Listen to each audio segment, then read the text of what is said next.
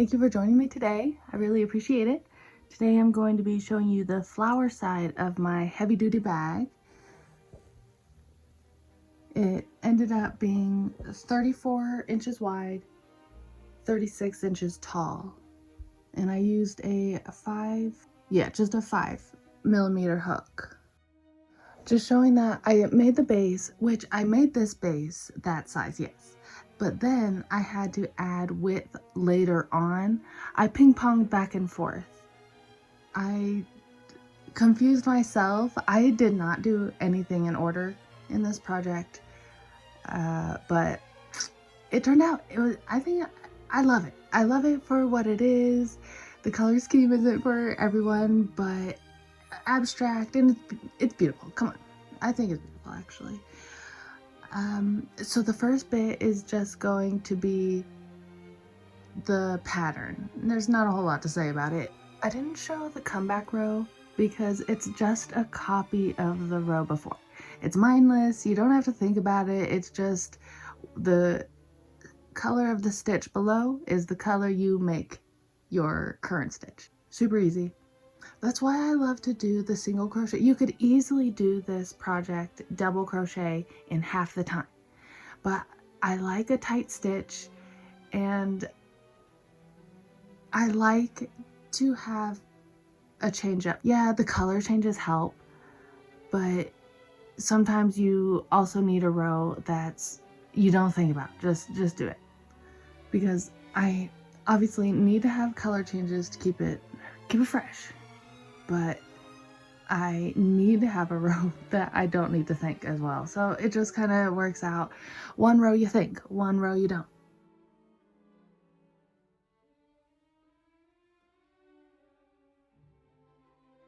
The end is where I guess I have to explain because I just went back and forth, ping pong, like I said.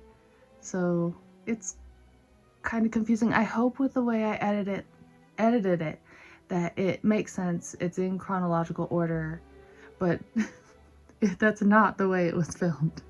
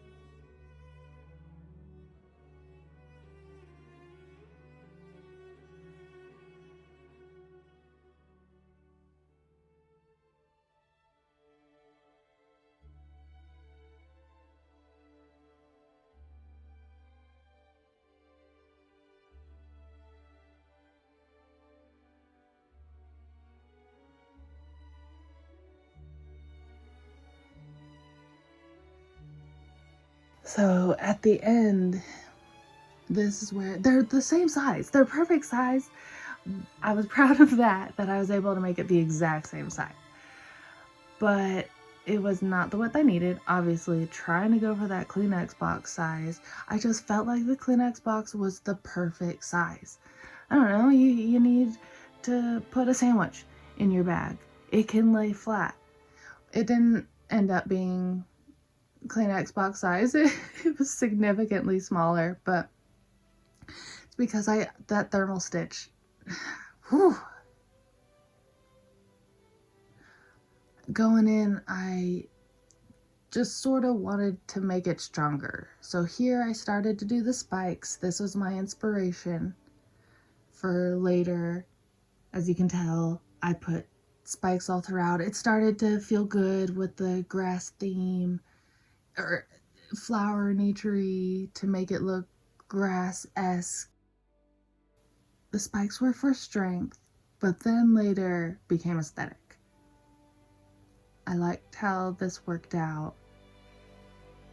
And this is very much, going down the side is very much, Jesus, take the wheel, just go where it feels necessary. I did not actually count the sides. The only reason I say 36 rows, I say 36 rows for the,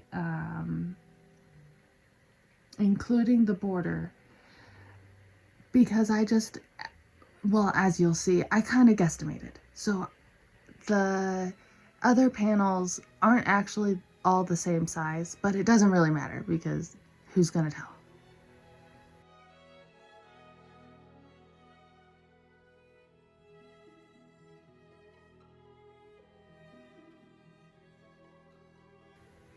I had felt like 3 rows on each side would be a good width.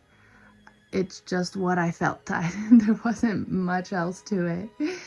Here, I should have left that end stitch. I'm about to pull it out. I wanted it to be a tight corner, but then later on in this process, that extra stitch probably would have helped me just a little bit for convenience.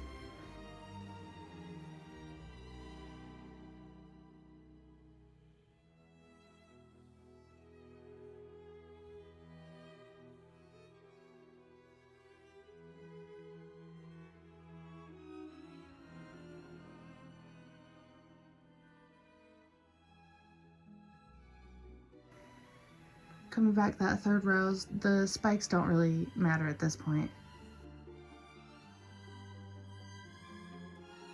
Then obviously did the same thing to the other side, and I don't think I actually had the same count. It doesn't matter in the end, like I said, it really doesn't.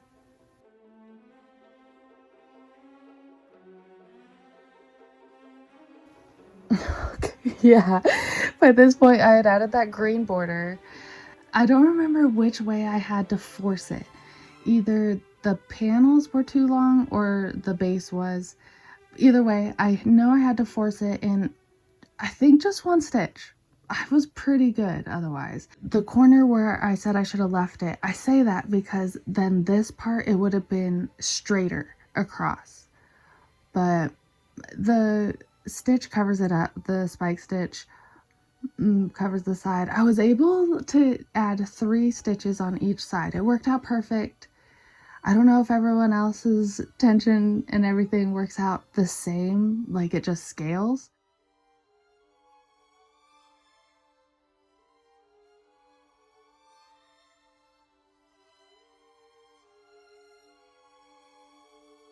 On the comeback after the spike, it was just single, because who cares about the spike after that first row?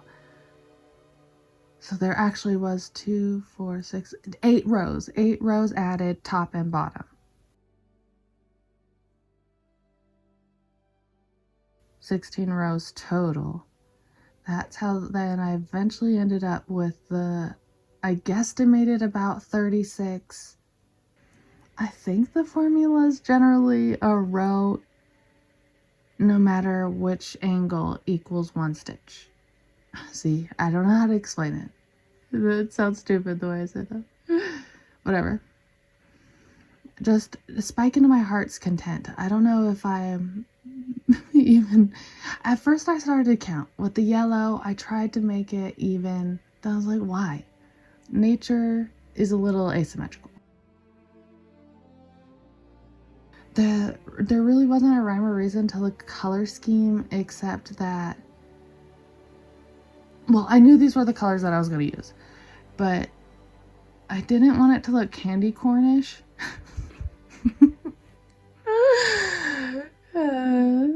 So I don't know if that was achieved. At times in this process, it looks like peas, carrots, and corn, which I find funny. And that was it for the top. The back panel, side panels are in a different video, but that was it for this. Thank you for watching. I really appreciate it. Have a good day.